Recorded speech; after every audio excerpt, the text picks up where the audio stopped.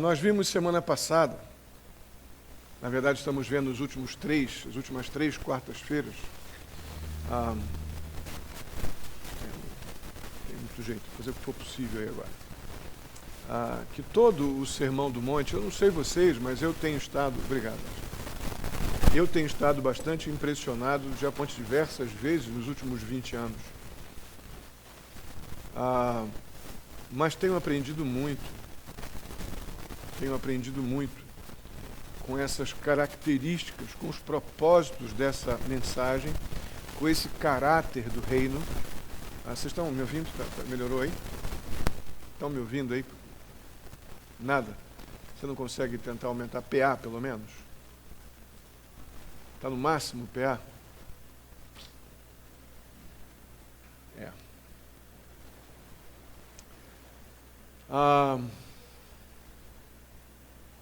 Essas características do Sermão do Monte têm me confrontado no sentido de que não é uma coisa que foi decidida por Cristo para um grupo em particular, mas é algo que o Senhor Jesus apresenta para os seus, porque os seus, os habitados pelo seu Espírito Santo, são aqueles que têm que evidenciar essas características de uma cidadania que não é terrena. Falava com uma pessoa esses dias, o dano que há na nossa vida cristã quando a gente resolve afirmar verbalmente que somos crentes, mas a mentalidade é terrena. Quando a mente da pessoa está tão ocupada com as coisas deste mundo, que por mais que eu me identifique como um crente no Senhor Jesus, há uma dificuldade de correspondência, porque a minha ética, o meu padrão, a minha dinâmica, o meu pensamento, ele não corresponde à ética do reino, reino no qual eu faço parte. Essa consciência tem me confrontado bastante. Espero que vocês estejam pensando nisso. Essas qualificações são para pessoas nascidas de novo. Essas qualificações não é para quem não nasceu de novo. Isso é filosofia bonita a beça. Para quem está envolvido religiosamente com as coisas espirituais, mas que ficam no momento que acaba o ambiente, ou a cerimônia, ou o contexto religioso que a pessoa está envolvida.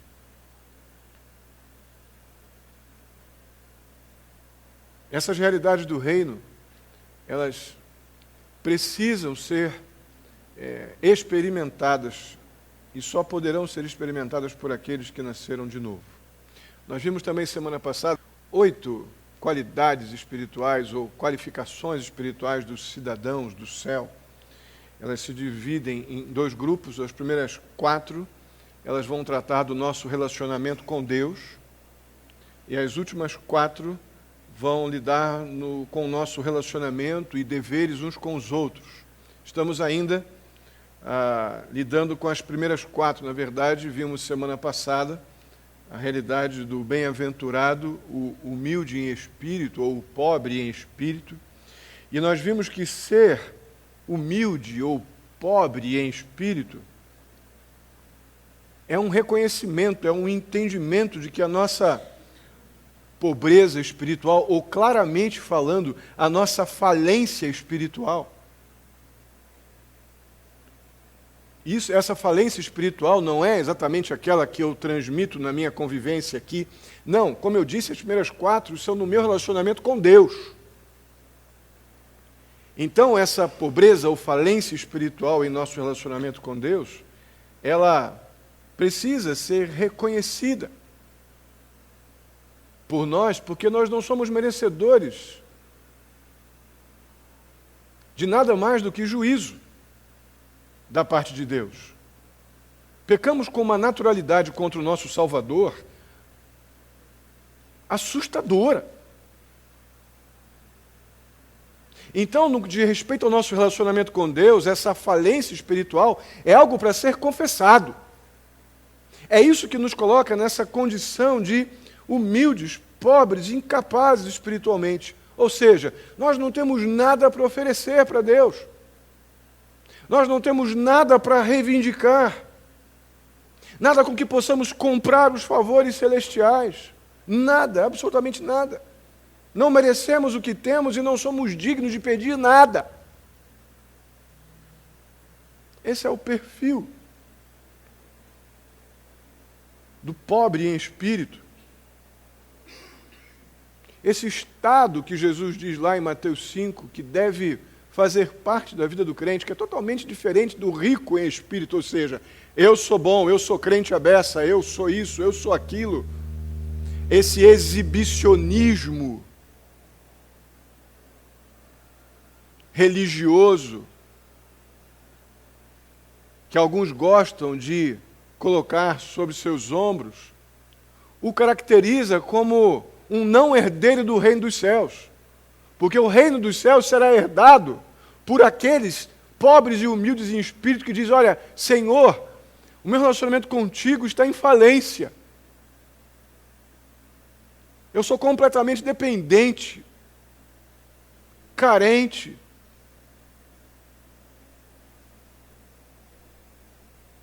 Então essa condição ela é indispensável para podermos receber esse reino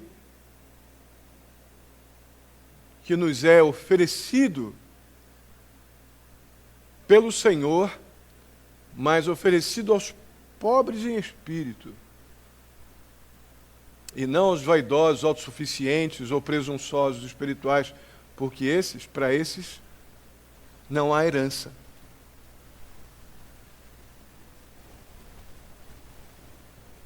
Hoje nós vamos ver as promessas que choram. Verso 4 do capítulo 5 de Mateus, já está aí? Textinho pequenininho. Bem-aventurados os que choram, pois serão... Pois é.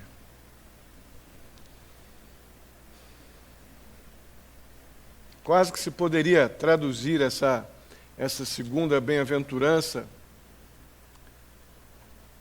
com a seguinte afirmação: felizes os infelizes.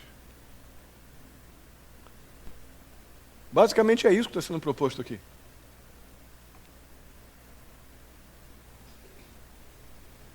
Há um contraponto, um paradoxo aqui muito grande. E a intenção é essa mesmo. Que espécie de tristeza é essa? Que pode produzir a alegria da bênção de Cristo naqueles que experimentam essa tristeza no Senhor. Que coisa é essa?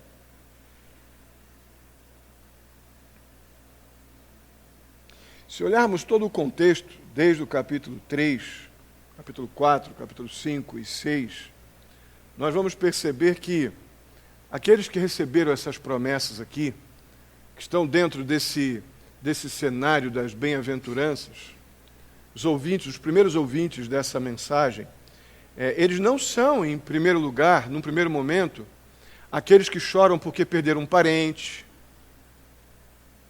não são os que choram porque estão com alguma situação de crise relacional, crise profissional, algum motivo talvez até justo que esteja gerando uma tristeza real. Mas não é para esses, num primeiro momento, esse consolo aqui, essa promessa de consolo, não é para esses que estão neste contexto. Jesus não está se referindo aqui à tristeza do luto. Não está mesmo. Mas, sem dúvida alguma, ele está se referindo à tristeza que vem numa relação direta com o arrependimento. Só para relembrar, abre lá, fica com o dedo aí em Mateus, mas dá um pulinho lá em 2 Coríntios, capítulo 7. Capítulo 7, verso 10. Texto que nós conhecemos. Diz lá: a tristeza segundo Deus não produz remorso, mas sim um arrependimento que leva à salvação, e a tristeza segundo o mundo produz morte. Então, o pecado no crente, no coração, na mente, na vida do crente, o crente realmente salvo, a pessoa salva por Jesus, o pecado precisa trazer um arrependimento que é sinônimo na Bíblia de profunda tristeza. Irmãos, não estamos definitivamente acostumados a esta relação. Somos tão pobrezinhos de Jesus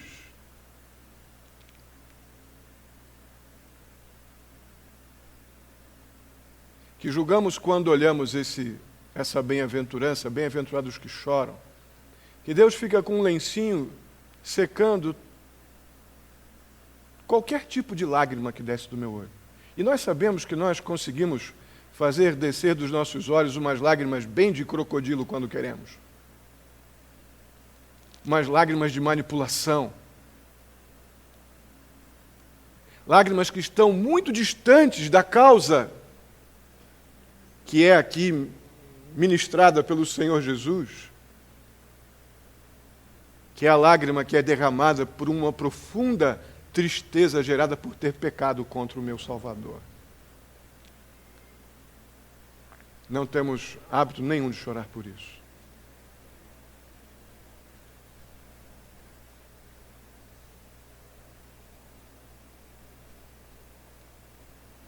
Uma coisa é dizer que, ou uma coisa é ser espiritualmente pobre e compreender espiritualmente essa realidade, e uma outra é realmente entristecer-se e chorar por causa disso. Eu choro diante de Deus porque eu recebo um amor inexplicável o tempo todo e sou capaz de retornar para Deus com todo tipo de egoísmo, de desprazer, um relacionamento muitas vezes obrigatório e não voluntário e prazeroso, um relacionamento que pode passar muito tempo da nossa vida sendo com o Senhor por medo e não por temor, que são coisas completamente diferentes. Medo, eu tenho medo que Deus pode fazer comigo se eu não for à igreja. E temor é aquele que nos faz chorar diante do Salvador.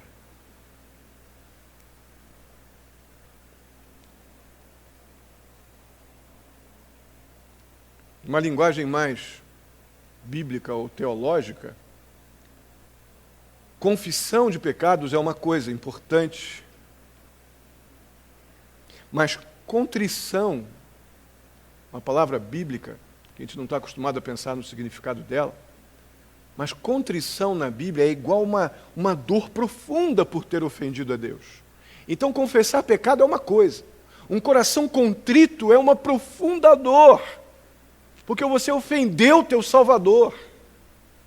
Totalmente diferente.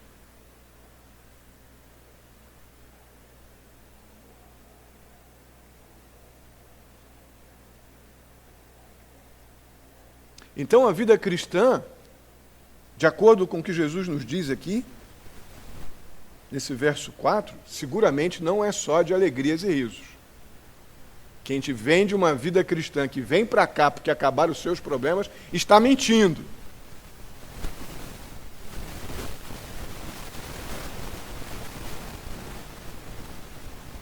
Pior que existe pessoas, crentes, até muito bem intencionados, eu acredito, que se julgam piedosos, habitados pelo Espírito Santo, e de fato eu acredito que possam haver pessoas assim, mas que julgam que por causa disso tem que exibir um sorriso perpétuo no seu rosto, caso contrário não está na bênção. Onde é que está na Bíblia isso? Na minha não está. Se você achar na tua, depois você me diz.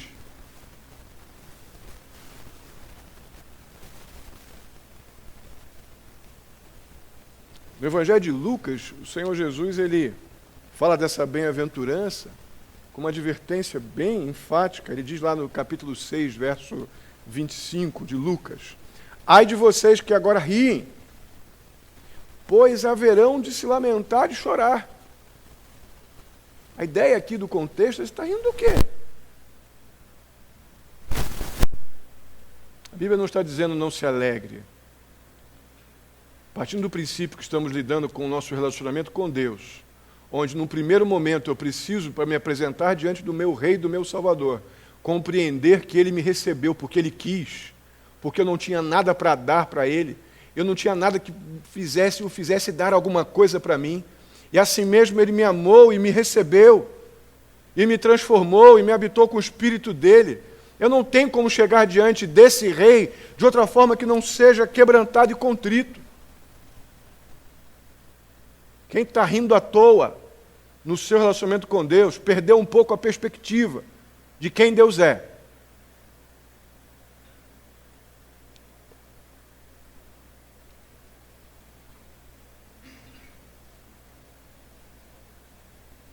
Existem, sem dúvida alguma, essas lágrimas legitimamente cristãs, evangélicas. Tem muitos, eu creio que, não em muitos momentos, mas tem aquele que chora legitimamente. Não são muitos, não, são poucos, mas existe essa pessoa. O próprio Senhor Jesus, meu irmão, chorou.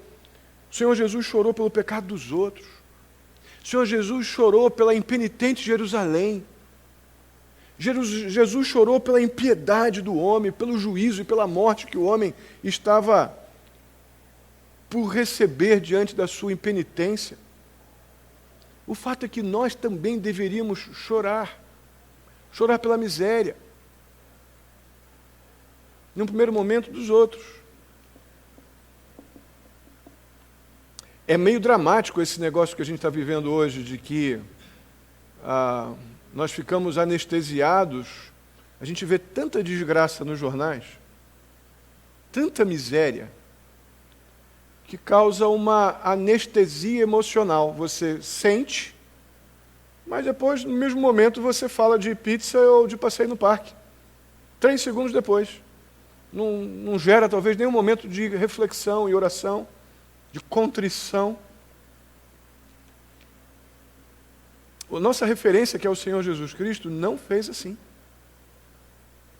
Isso é por causa do problema do entendimento do lado de 1 Coríntios 13, né? Do nosso relacionamento com Deus no padrão do amor dele. Quando a Bíblia diz que o nosso amor por Deus, ele precisa estar dentro de uma realidade de que não busca seus próprios interesses. A gente diz que ama a Deus, eu creio que nós amamos a Deus, mas a gente esquece o padrão desse amor, não é o nosso, é o dele. Sabe por que a gente não se sensibiliza mais do que 2, 3, 5 minutos com a miséria do outro?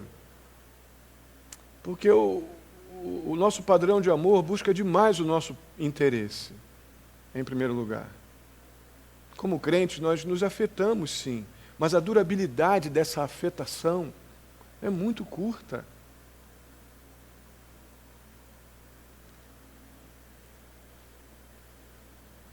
Salmo 119, 136, o salmista diz assim: rios de lágrimas correm dos meus olhos, porque a tua lei não é obedecida. O salmista está chorando porque as pessoas não estão se submetendo à lei de Deus. Eu tenho lutado com o meu coração diante de tanta aberração que a gente vê e ouve, para não ser apenas uma máquina de julgar e começar a cultivar uma tristeza legítima. Eu fiquei muito impactado com os fogos de segunda-feira depois da mensagem de domingo. Não sei se você sentiu o mesmo. Mas aqueles fogos de domingo me entristeceram profundamente. Porque depois da gente relembrar o que é a nossa querida Maria na Bíblia, e o que a cultura, a religiosidade popular a tornou, e as pessoas dando o seu melhor para alguém que não pode fazer nada por eles, isso precisa trazer mais lágrimas aos nossos olhos, irmãos. O salmista diz que rios de lágrimas corriam dos seus olhos, porque a tua lei, a lei de Deus, não era obedecida. O apóstolo Paulo, quando ele fala lá em Filipenses capítulo 3, verso 18, ele fala dos falsos profetas que estavam perturbando demais a igreja lá do seu tempo. Ele dizia assim: pois muitos andam entre nós, e agora vos digo até chorando, que são inimigos da cruz de Cristo. É mais comum a gente ter vontade de matar aquele que se opõe a nós do que propriamente chorar por ele, irmãos.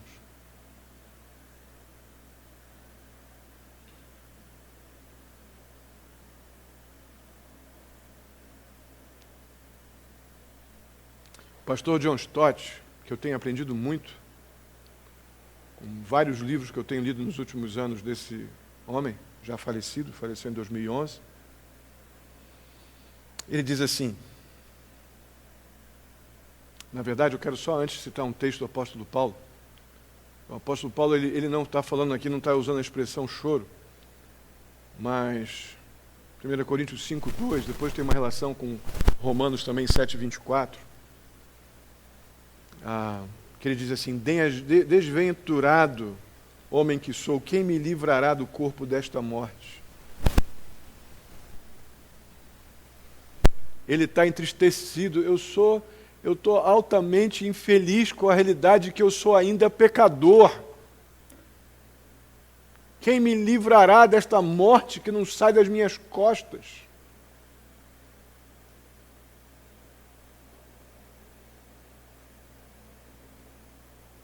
Na verdade, isso está em Romanos 7:24, lá em 2 Coríntios 12:21, ele vai complementar a ideia, falando sobre a igreja pecadora de Corinto. Ele diz, vocês não chegaram ainda a lamentar. Vocês não lamentaram ainda a situação de vocês. Vocês estão se achando alguma coisa, porque estão agora nesse momento da cristandade que está em alta. Vocês estão se achando populares. Vocês não chegaram a lamentar ainda pelo pecado de vocês, que foi expiado lá na cruz por Jesus. Vocês não chegaram a lamentar ainda. Irmãos, o que nos torna menos piedosos é que não lamentamos o pecado.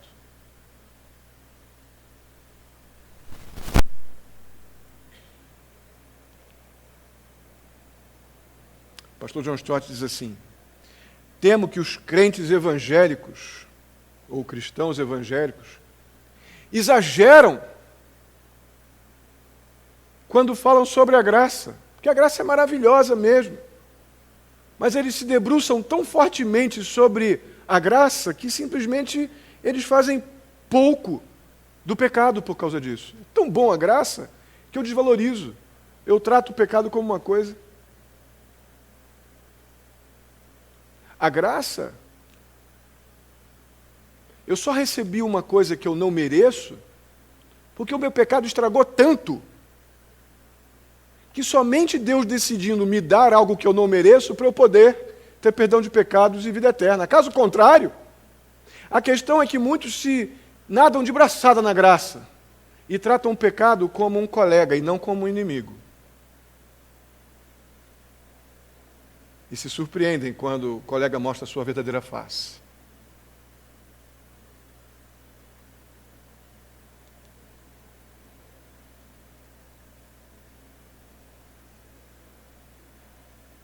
E ele completa dizendo, não existe suficiente tristeza por causa do pecado entre nós. Verdade, irmãos. Verdade. Não existe suficiente tristeza por causa do pecado. A gente não encontra alegria na tristeza.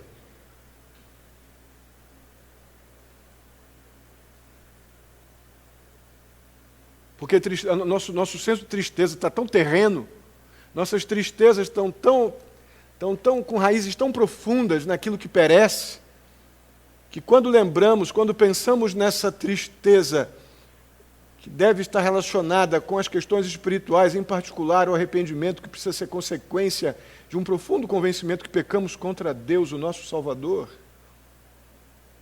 Isso é uma tristeza que gera uma profunda alegria, porque sabemos que, apesar disso, há um Deus que, de forma soberana, inexplicável, decidiu amar pecadores como nós.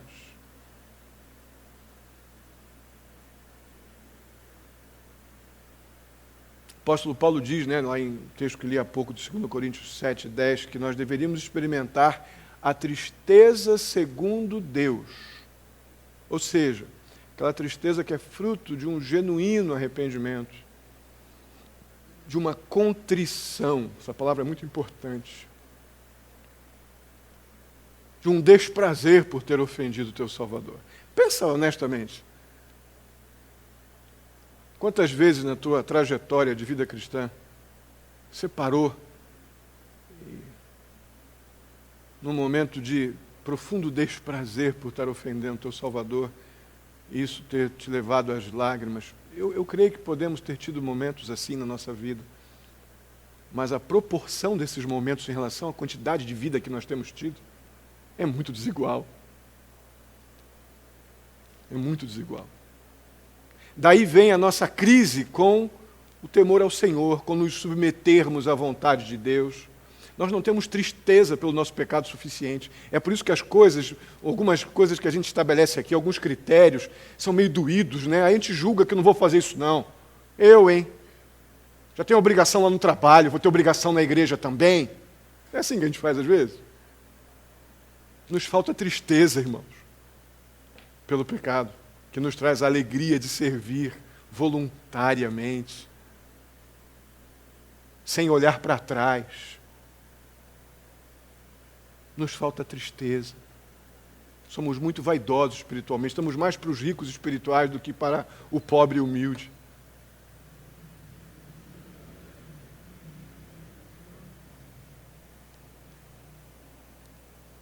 Vocês devem lembrar de uma mensagem que eu preguei no Salmo 56, algum tempo atrás, do odre do Senhor. Os mais antigos aí talvez lembrem, que Deus pega nossas dores, anota num caderninho, pega a nossa lágrima e coloca no seu odre e guarda. Não perde uma, para que no tempo devido Ele venha tratar, cuidar, sanar. Eu creio que lágrimas, consequência dessa tristeza segundo Deus, são essa água que o salmista diz que Deus guarda no seu odre.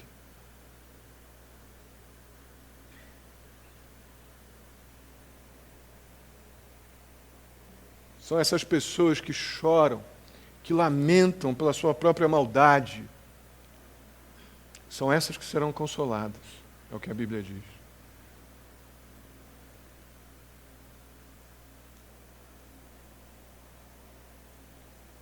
Serão consoladas pelo único consolo que pode aliviar sua dor. Sabe qual é?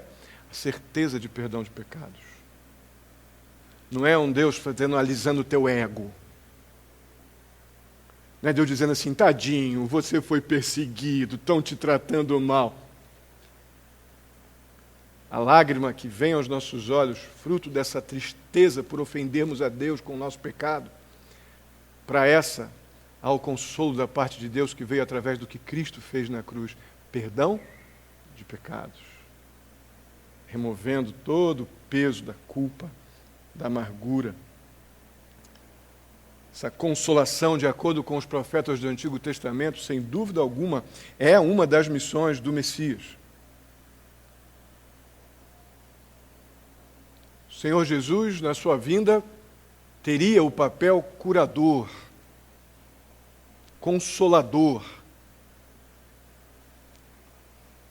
Mas dentro do contexto predito lá em Isaías 6,11, ainda também no Isaías 40, verso 1, que diz: Deus curaria os quebrantados de coração, os contritos de coração.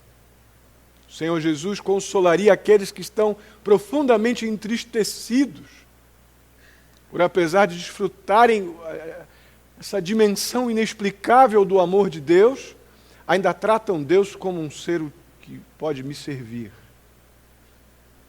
e não como aquele que decidiu ser meu Senhor, porque nem isso eu merecia. Não merecia a posição de servo, mas Ele decidiu ser meu Senhor e Salvador. Isso é extraordinário, irmãos. Esse Cristo que cura as nossas feridas, é Ele que consegue, Ele trata marcada, afligida pela culpa, pelo pecado. Quando nos aproximamos dele quebrantados e contritos, é Ele que cura. Ele que vai lá com a sua graça dora E olha, meu filho fez por você o que era necessário para que você não precisasse tentar se justificar. Aí remove curativamente a dura marca do pecado, dura consequência da culpa. Mas o fato é que nós ainda vamos ter muitas lágrimas derramadas. Até o dia de estarmos em glória com Cristo, vamos derramar um bocado de lágrimas. O que precisamos é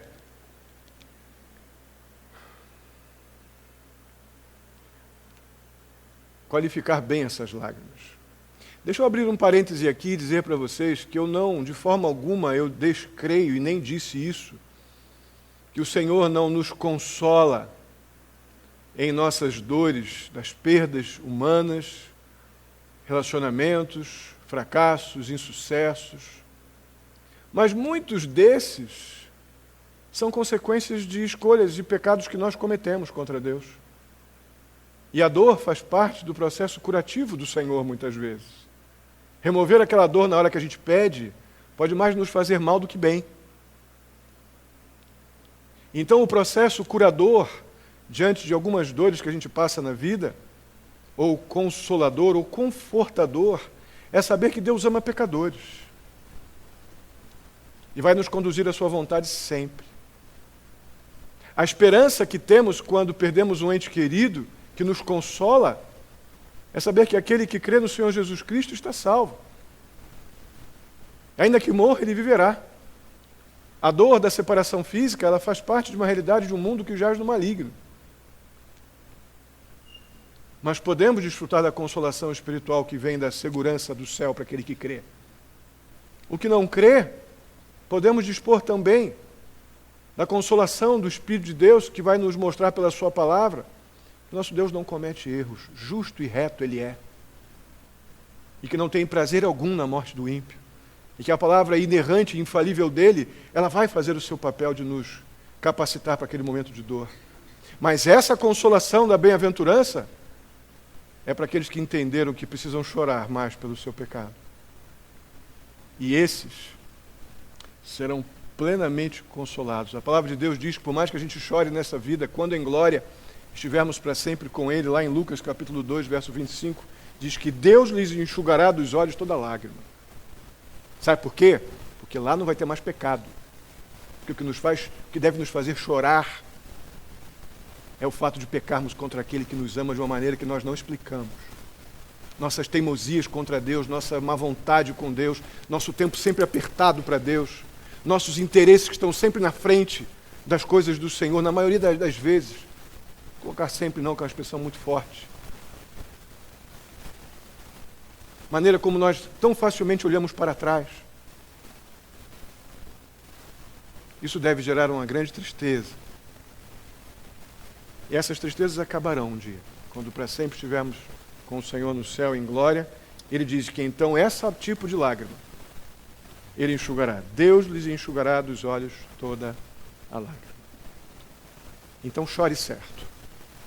Chore da maneira que você vai encontrar consolo da parte do Senhor. Lamente por você pecar e Deus vai te dar tudo o que você precisa para você saber lidar com esta situação cheia de temor e gratidão e consolação de que você é perdoado pelo sangue, pelo corpo de Cristo entregue na cruz do Calvário, por esse pecado que hoje você chora. Para isso, a plena consolação. Amém? Vamos ficar de pé.